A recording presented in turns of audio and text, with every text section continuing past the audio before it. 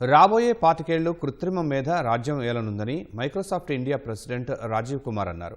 గుంటూరు జిల్లా విసెదలలోని NRI engineering కాలేజీలో ఏర్పాటు చేసిన సదస్సులో పాల్గొన్న రాజీవ్ కుమార్ సాంకేతికతలో మార్పులు, విద్యార్థుల సన్నద్ధతపై ప్రసంగించారు.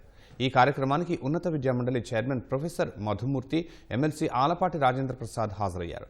కృత్రిమ మేధ భవిష్యత్తులో ఎలా విస్తరించనుంది అనే అంశంపై రాజీవ్ కుమార్ వివరించారు. I'm glad that a visionary leader like CM Sir or Chandrababu Naidu Garu is leading the thought process of bringing quantum to this country.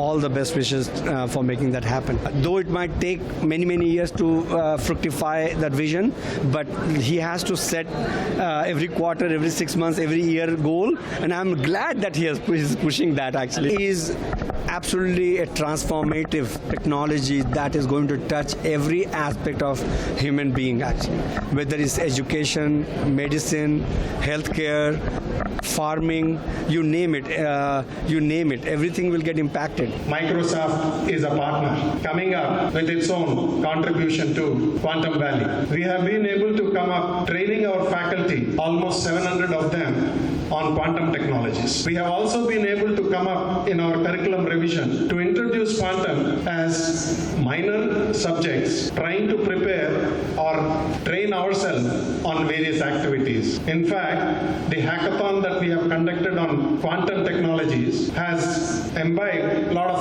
enthusiasm on all campuses.